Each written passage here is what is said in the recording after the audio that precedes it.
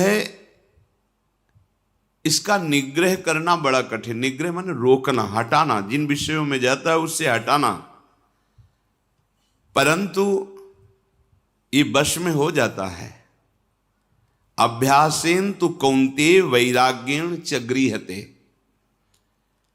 अभ्यास और वैराग्य दो के द्वारा इस मन को वश में करने का उपाय श्री भगवान ने बताया।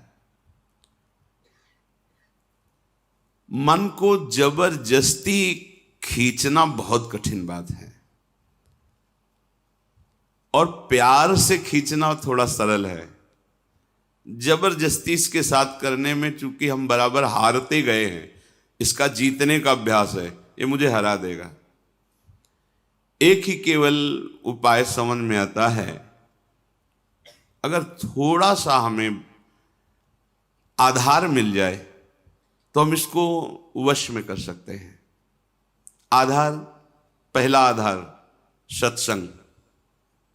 क्योंकि जैसे हमें प्यास बढ़ती है फिर हमें कोई दूसरी वस्तु अच्छी नहीं लगती। जल में मन लगाना नहीं पड़ता।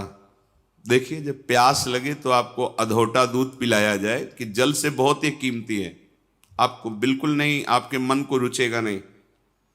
अच्छा, जल का हम चिंतन करें, जल का हम ध्यान करें, ऐसा भी नहीं। बिल्कुल जलमय होगा मन, बस पानी चाहिए। क्यों? क्योंकि प्यास लग गई है। पहला आधार है सत्संग। हम देखते हैं कि जो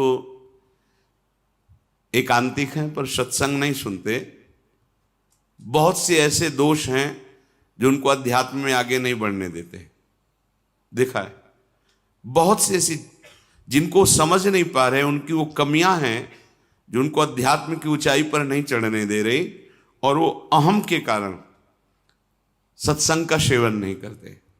मैं सब जानता हूं, और इसी अहम में वो कमी बैठी हुई है जो तुम्हें भगवत साक्षात्कार नहीं होने देगी। देखो, भगवान शंकर को कुछ जानना नहीं है, लेकिन प्रसंग पे पाया गया कि काकभूषुंड जी जब भगवत चर्चा सत्संग करते हैं तो भगवान शंकर हंस रूप में वहां जाके सुनते हैं। क्योंकि शिव रूप में जाएंगे तो फिर उनको खड़े होकर के आदर करेंगे, पास बैठा लेंगे, फिर बोलेंगे नहीं, क्योंकि आदि महादेव विराजमान है, उनके सामने कैसे, तो वो हंस रूप में जाए।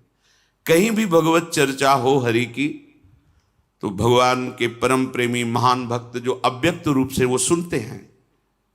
कहीं भी भगवत चर्चा हो, हनुमान जी जैसे परम ज्ञानी बैठकर सुनते हैं चुपचाप, गुप्त रूप में आकर के, ऐसे कि जैसे हम जान ही न पावें, ऐसे बैठ के सुनते हैं। सबसे पहला मन को रोकने का आधार है सत्संग। सत्संग क्या करता है? प्यास जगाता है प्रभु की। हमें क्यों आवश्यकता है भजन की? हम क्यों भगवत प्राप्ति करें? क्या जरूरत है? हमें जरूरत है भोजन की, रुपया पैसा की, भोग सामग्री की, पद प्रतिष्ठा की, वाहवाही की। ये असत्संग की बातें सत्संग में पूर्णतया धीरे धीरे अंदर की जो मन में बैठी हुई वो नष्ट हो जाती है, और निश्चय होने लगता है कि भगवत प्राप्ति और भजन ही यही जीवन है। पहला आधार सत्संग है जो हमें प्रभु की प्यास जगाता है। बिना आधार के मन टिकता नहीं है। जब हमें सत्संग रूपी आधार मिलता है तब भक्तों से प्रियता जागृत होती है। कई जैसे उपासकों ने बाहर के प्रश्न किया कि हम श्री जी को नहीं जानते, क्या संप्रदाय है, क्या उपासना, हम तो बस आप और आपकी बात को मानते हैं। हमारे सामने आप हैं और आपकी बात है। बात बन गई क्योंकि आपने आधार ले लिया ना। और भगवान को बहुत प्रसन्नता होती दास दासोहम वृत्ति से। हरिदासों के प्रति दासत्व का भाव रख लिया जाए तो बहुत जल्दी।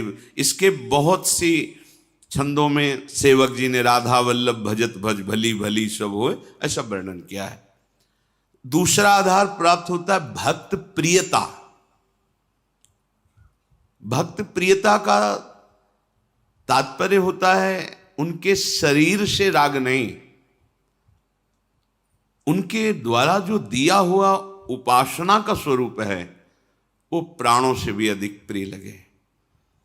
कल किसी ने एकांत में पूछा था, हम आपके हैं पर बहुत दूर रहते हैं विदेश में, ये बर्दाश्त नहीं होता, आपसे दूरी बर्दाश्त नहीं होती। अच्छा है, पर उसे विवेक पूर्वक समझिए। हृदय की नजदीकी सबसे बड़ी नजदीकी होती है। शरीर की नजदीकी आपकी है और हृदय की नहीं है तो आप हमसे